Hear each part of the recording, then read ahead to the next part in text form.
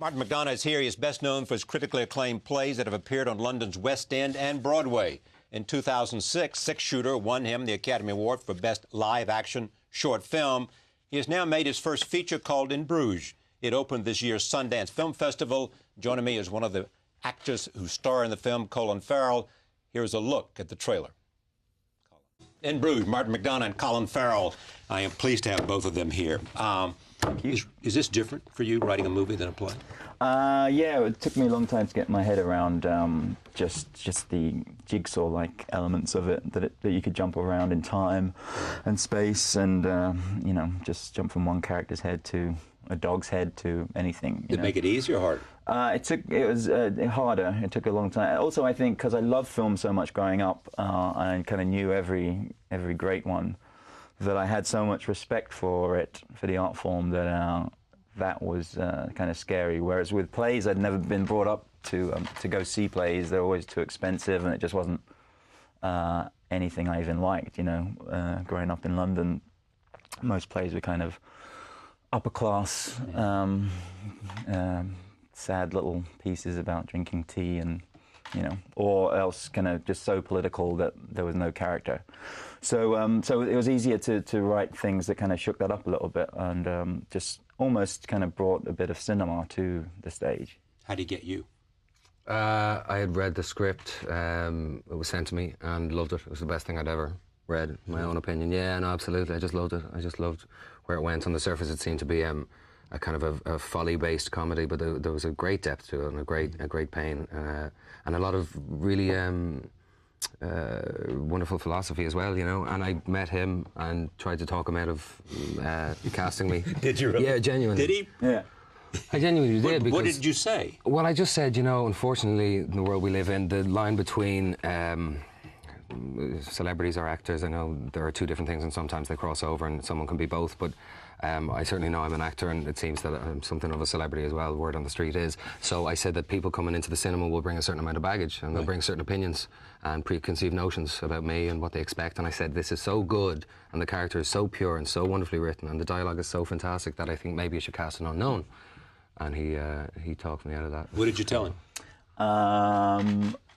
I know what I'm doing. I get to work. Yeah, no, it was. Shut up and go Be to an work. actor, you're not a casting director. Thank God. Yeah, no, for me it's just about going. We need your opinion. We'll ask. With me, it's just like going for the best actors for those roles, you know. And you wouldn't have got that with unknowns, you know. You wouldn't have got the talent that Colin brought to it, and Rafe brought to it, and Brendan brought to it. You know, it had to be someone who, you know, done a lot and knew a lot. I mean, that's one of the things. He knew I'd been around a film set before and he knew he was nervous as hell and didn't know what he was doing or where to put the camera, and that's why he had me there. Experience. I know he's the one with the grey hair. And Now, did he have to prove anything to you?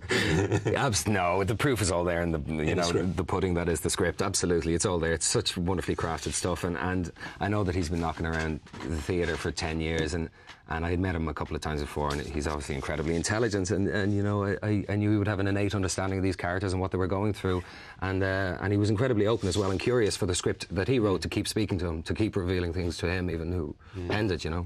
Some people look at this, say it's not just comedy, though. I mean, what you've got here is this real balance between drama and comedy. Yeah, I mean, the working on it, we just pretty much after the first week, we had like 3 weeks of rehearsals before we even shot anything, but pretty much after the first week, we ignored what you could call the comedy of it and just concentrate on the truth of every line, you know, of each character's motivation. So and every day we're just playing the truth. So we actually got into a few more darker places. You know, on the surface the script is pretty funny and kind of outrageous in certain ways. But working on it, it was just concentrating on the darker elements, but the truth of it, you know. What are the darker elements? Well, I mean, the gist of the plot is that there's these two guys, they've been sent to Bruges to hide out because they're hitmen and because their last job didn't go as well as they wanted. Bit pear-shaped. And didn't quite kill who they intended. Yeah, there's an accidental killing of an innocent, pretty much, and so the story is about you know, pretty much Colin's character dealing with that and being sent to almost a despairing place because of it, and seeking redemption if there is any, and but just seeing if he can live with it or seeing if he has to die with it, you know. Hard for you to do redemption? Uplifting stuff. Yeah, with gags. No, not hard to plead for it, you know, not hard to plead for it, and the receipt of it is something that has to come from the outside and also the inside. There's kind of a meeting of your own ability to get over past transgressions and also the acceptance of those who are important to you. And Ken, Brendan's character, is somebody who it becomes incredibly important to Ray, more so than he ever thought, and I think vice versa. I think Ken also finds his redemption within Ray. And going back to the comedy thing, I mean, it really was, when I stopped looking at it, when I read the script first, it was hilarious. But when I stopped looking at it from the outside in and became a subject of it, the comedy kind of was something that paled into the distance and again became something that maybe situationally and as with the dialogue the audience could enjoy. But as an actor, I was playing a suicidal character for 3 days. Like really someone who was experiencing as much despondency as a human being can experience and had as much blood and young blood and innocent blood and terrible blood on his hands, you know. Roll tape, here's a scene. Where did you think I was going? Nowhere. This is a good time to say don't shoot the messenger. He wrote it. That's all the improv. That was what? The whole thing was improv? Yeah. Yeah. So what did you write? No, it was all pretty much word for word. But I mean, it's funny, we're talking about the despair and darkness. And all of a sudden this is, I mean, but I had to go where they were lined up. No, exactly. But most of the film is that. It's despair, but then it's kind of crazy, kind of outrageous comedy, like hand in hand with all those things. You know, I don't like both the plays I've done and this. It's more interesting to walk the tightrope between, you know, it's not just a bleak story as it comes, you know. A lot of folly in it. Yeah, but folly comes from characters, doesn't it? Yeah. Where did you get the idea? I went to Bruges. I live in London, and I went to Bruges for a 2-day little weekend trip about 4 years ago, and I didn't know anything about the town before I arrived, and I got there and was just stunned by how beautiful it was, how medieval and Gothic. It's kind of untouched since the 14th centuries. And I went to every kind of museum and church on the first day, and then by the middle of the second day, I was bored out of my head because I'd been to every church 4 times, and I just wanted to get drunk and get laid and get out of there. Can you empathise, Charlie? Speak for yourself. But then I guess those 2 parts of my brain started talking, the culture lover and the drunken whore, and I kind of thought, why would two people like that be in Bruges when they didn't have to be and didn't want to be?